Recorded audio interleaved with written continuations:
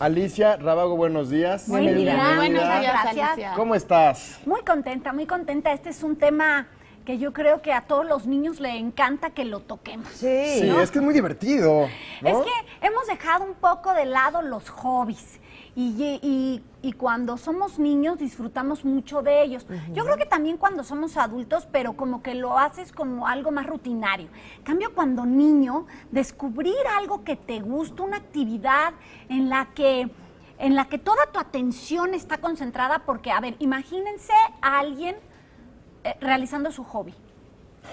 Es como, Claro, están como que te plenos. pierdes. Sí, claro. Es que bien decían Totalmente. por ahí que es viajar a través de la imaginación, haciendo la actividad que te gusta, te desconectas del Así plano es. terrenal. Y puedes pasarte horas realizándolo. Y creo que hoy con el trajín de la vida, con la velocidad que llevamos, con todo lo que pasa en esta ciudad, a veces no damos esos tiempos de descubrir en nuestros hijos qué hobbies tienen. ¿A qué edades nos referimos? A edades quizás hasta tercero de primaria, cuarto de primaria, o sea, desde preescolares hasta más o menos tercero, cuarto de primaria, que tienen unos 10, 11, 12 años, en donde realmente les des el tiempo y el espacio a los niños para que descubran qué es eso que les llama la atención. Los hobbies pueden ser separados en 4 categorías. Estos hobbies de coleccionar, ya sabes, desde las piedritas que levantas, la conchita en la playa, las monedas que juntas. Bueno, antes las corcholatas, que hoy le hablas a un niño de eso y te dirá corcholatas. ¿Eso ¿no? qué es? O sea, Taparroscas. ¿las o qué? No, Taparroscas. ya ni siquiera Ya ni yo eso, creo ¿verdad? eso. Ese es el de coleccionar, que coleccionan, a lo mejor hacen un dibujito y lo coleccionan porque Sí. se vale, ¿no? Hacen un Estampas. dibujito, estampas, todo lo que sea coleccionar. Sí. Otra categoría es la de destreza, ¿no? Hablamos también de las categorías de desempeño, que a lo mejor las de desempeño es donde nos podríamos perder en los gustos, porque a lo mejor es cantar, es un hobby que, o sea, puedes pasarte horas frente al espejo cantando o escuchando música, cosas que a lo mejor confundimos más con habilidades, pero para allá van los hobbies. Cuando tú le dejas a un niño o le permites a un niño vivir su hobby, aquí es su verdadero yo. Aquí está siendo él, sin presiones. Entonces estás viendo cómo desarrolla sus capacidades, sus habilidades. Por ejemplo, aquel que colecciona, a lo mejor te vas descubriendo que colecciona por colores, o por tamaños, Ok.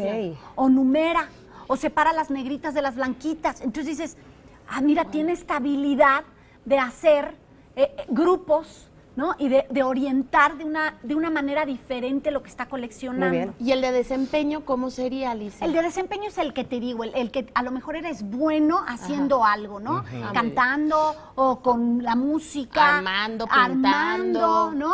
A lo mejor tienes el hobby de armar rompecabezas, si eres, sin duda, Muy si bien. empiezas armando rompecabezas, pues te vas volviendo experto, o de sudokus, no sé, Muy ciertos hobbies que te pueden ayudar. Oye, Alicia, esto suena maravilloso, pero siento que estamos hablando de niños en épocas pasadas, porque ahora con la presencia de la tecnología, ¿cómo quedan estas actividades dentro de la vida de un niño pequeñito? Ahora los padres, equivocadamente, creo yo, y tú me corregirás, le dan un tablet, le dan un videojuego para que los niños se entretengan.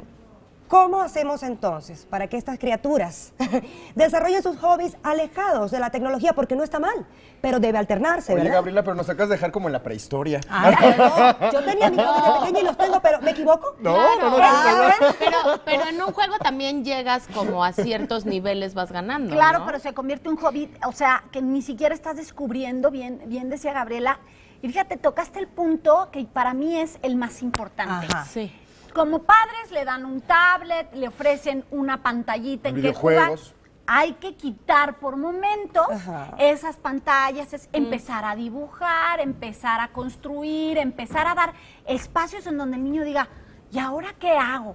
Por eso es que traje este tema a la Sí, mesa. muy bien. El traer hobbies. Lo que Sí. hemos dejado de hacer es darle el tiempo a los niños para que busquen un hobby.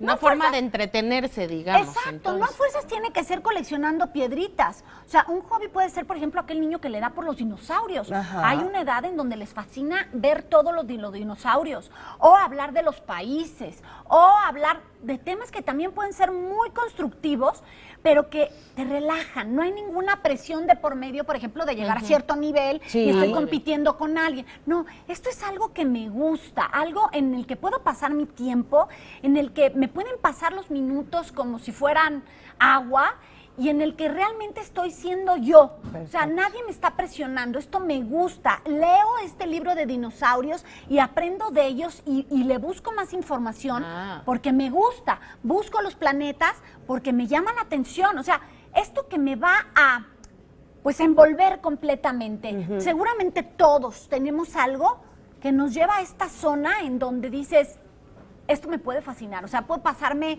6 horas y no siento que pasaron 6 horas. ¿Se pueden Sí. descubrir habilidades entonces que a futuro van a ser desarrolladas a través de los hobbies? Por supuesto, capacidades, habilidades. Es más, cómo se comporta un niño cuando está en un ambiente relajado y haciendo lo que más le gusta. Descubres de tu hijo cómo analiza, cómo sintetiza, cómo separa, cómo habla de algo que le apasiona. Oye, nuestros otros 2 tipos de hobbies.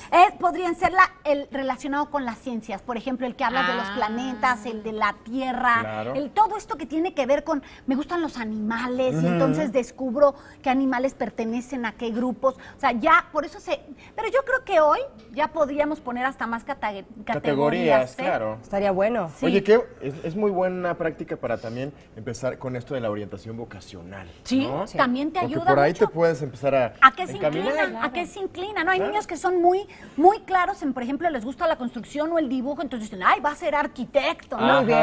Entonces, va mucho por ahí. Muy bien, Alicia. Alicia, muchísimas gracias.